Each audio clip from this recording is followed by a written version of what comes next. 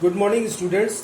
Today I am going to start a new chapter, that is chapter number 4, that is simple equations. And this is my episode number 1 of chapter number 4. And the first topic is translating phrases and statements into expressions and equations. तो अब हमको क्या करना है, phrases और statements अगर हमको दिए होंगे उनको हमको ट्रांसलेट करना है एक्सप्रेशंस में और इक्वेशंस में. तो here what we do, here we have to translate the statements. Here we have to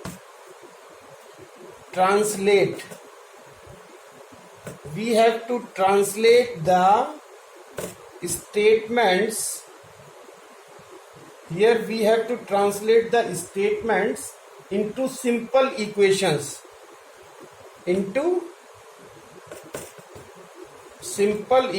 यानी इस चैप्टर में हमको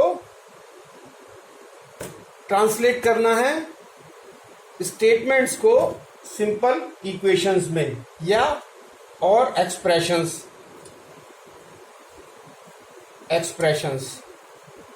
सो now words which indicate addition and subtraction. तो कुछ ऐसे वर्ड्स होते हैं, वर्ड्स विच इंडिकेट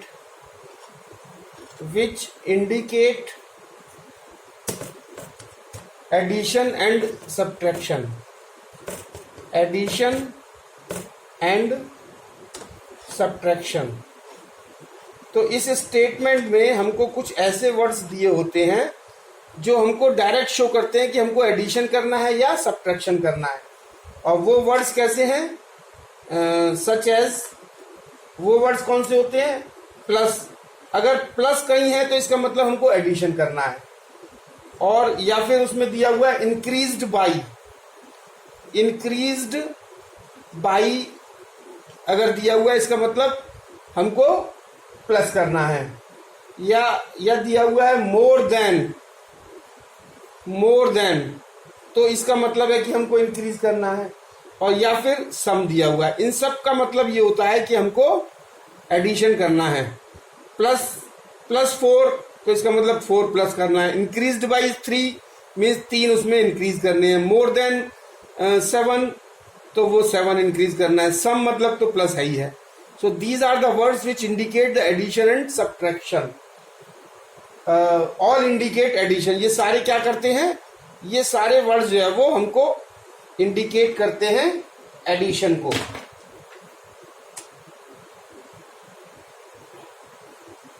ये सारे वर्ड हमको क्या इंडिकेट करते हैं, एडिशन.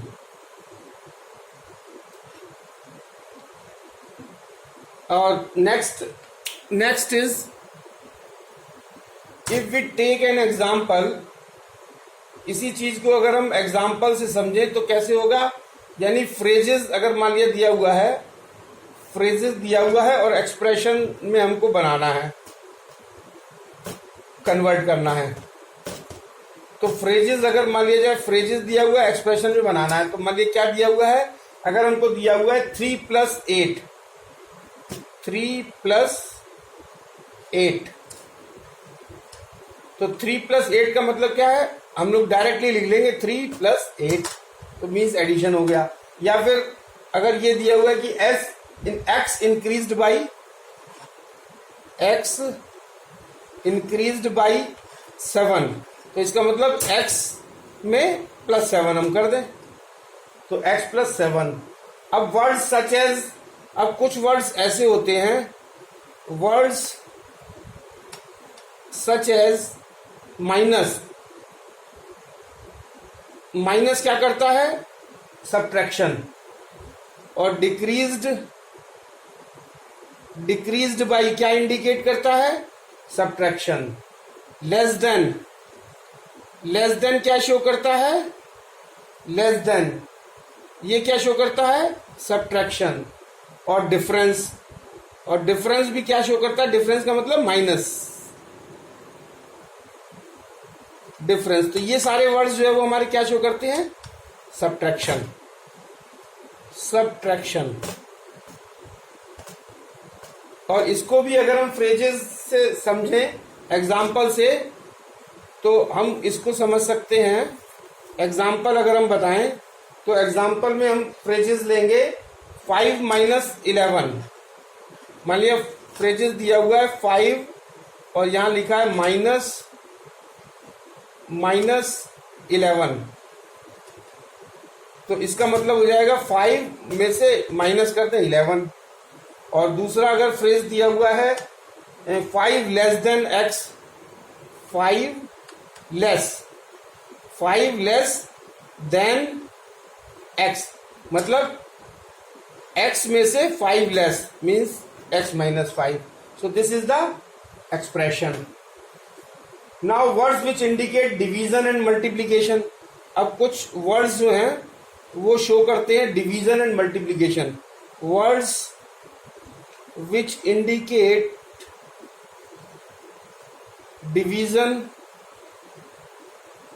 Division and multiplication. तो कुछ वर्ड्स ऐसे हैं जो ये शो करते हैं कि हमको इसमें मल्टीप्लाई करना है या डिवाइड करना है। तो सच एज अगर टाइम्स दिया हुआ है तो इसका मतलब मल्टीप्लाई करना है, या प्रोडक्ट दिया हुआ है या कोई वर्ड है उसमें प्रोडक्ट आ रहा है तो प्रोडक्ट का मतलब मल्टीप्लीकेशन। तो ये दोनों चीजें जो क्या करती हैं, मल्टीप्लीकेशन शो करती हैं, मल्टीप्लीकेशन। और इसको अगर हम वर्ड्स में समझें, फ्रेजेस को एक्सप्रेशन में अगर हम कन्वर्ट करें, तो मल्टीप्लिकेशन को अगर हम फ्रेजेस में दिया है अगर और एक्सप्रेशन में कन्वर्ट करना है, तो फ्रेजेस दी हुई है 2 टाइम्स 5, तो 2 टाइम्स की जगह मल्टीप्लाई और 5, तो 2 इंटू 5। सेकेंड है example the product of 7 and x, तो 7 और प्रोडक्ट दिया हुआ तो मल्टीप्लीकेशन और x is equal to 7x। So this is 7x। So word such as, अब कुछ वर्ड्स ऐसे हैं जो डिवीजन शो करते हैं। Words such as quotient, QUOTIENT, quotient. Quotient दिया हुआ है और या फिर इसमें दिया हुआ है डिवाइडेड बाई। तो ये दोनों वर्ड जो है वो क्वोशेंट क्या शो करता है, डिवीजन, और डिवाइडेड बाई तो डिवीजन शो कर ही रहा है। तो ये दोनों वर्ड्स भी जो है वो हमको ये दोनों वर्ड्स डिवीजन शो करते हैं। द नेक्स्ट, अच्छा अगर इसको डिवीजन को हम फ्रेजेस में अगर लिखा हुआ है तो कैसे समझेंगे, 12 डिवाइडेड बाई 7 अगर लिखा हुआ है फ्रेजेस में, स्टेटमेंट में 12 डिवाइडेड बाई 7, तो इसको लिखेंगे 12 डिवाइडेड बाई 7 और इसको लिख सकते हैं हम 12 बाई 7। अब कुछ वर्ड्स ऐसे होते हैं, वर्ड्स विच इंडिकेट इक्वलिटी। कुछ वर्ड्स ऐसे हैं, वर्ड्स विच इंडिकेट इक्वलिटी, जो इक्वलिटी को शो करते हैं। तो वो कौन से हैं, such as gives,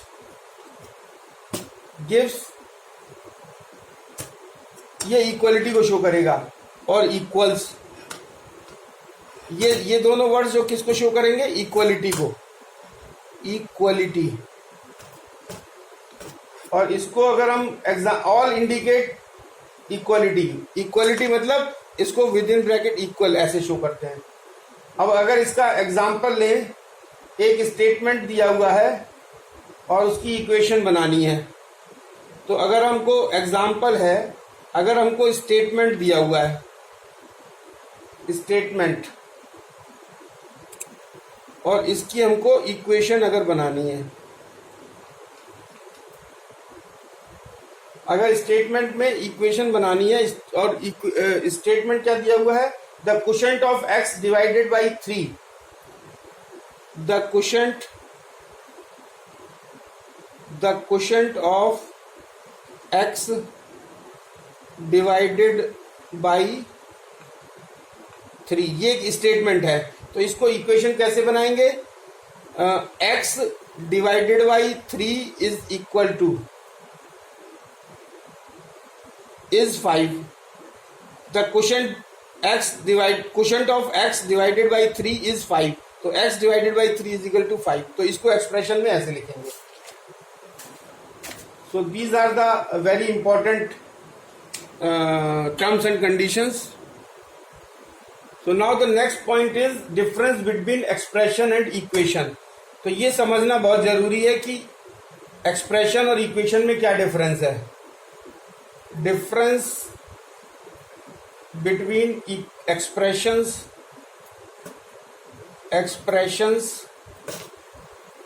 and equation।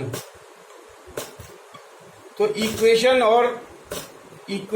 और एक्सप्रेशंस में क्या डिफरेंस है? तो जब तक एक्सप्रेशंस में इक्वल का साइन नहीं आता है वो एक्सप्रेशन कहलाता है।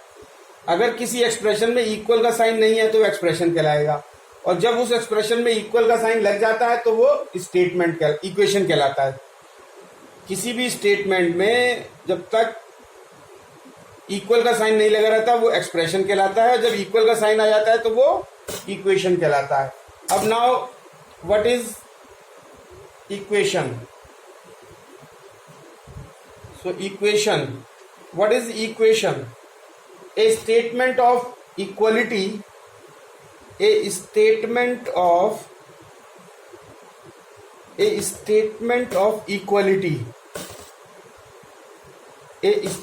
of equality, which involves variables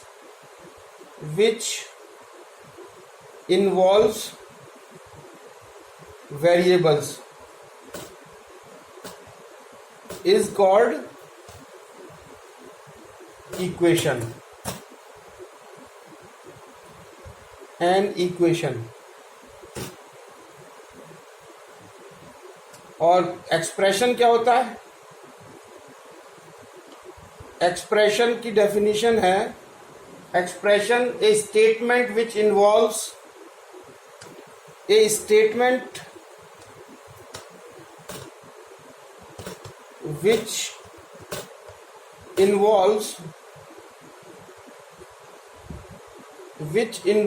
variables, जिसमें वेरिएबल्स तो होते हैं, variables, and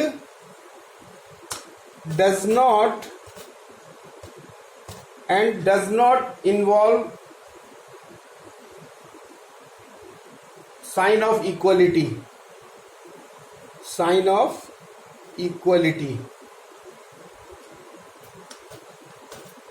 that is with in bracket equal, is called expression. तो उसको हम एक्सप्रेशन कहेंगे,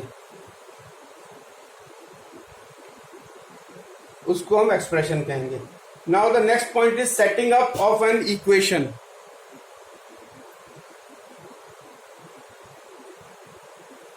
सो next point is setting up of an equation. तो इक्वेशन को कैसे सेट करते हैं? वेरिएबल आर डिनोटेड बाई, इसमें क्या होता है कि जो वेरिएबल्स जो होते हैं, variables are denoted by a letter, alphabet, such as X, Y, Z, P, T, etc। Variables को हम X Y Z P T किसी भी अल्फाबेट से डिनोट करते हैं। Operations on variables are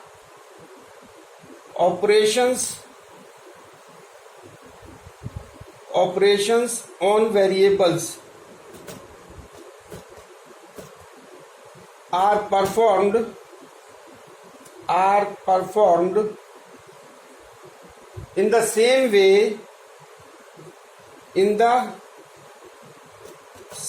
way as operations on numbers,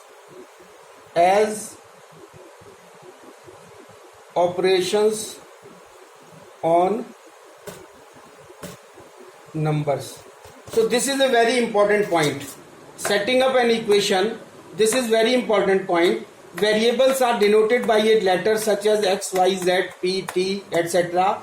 and operations on variable are performed in the same way as operation on numbers. तो जो variables के साथ जो ऑपरेशंस होते हैं, एडिशन, ऑपरेशन कौन से? Operation addition, subtraction, multiplication and division.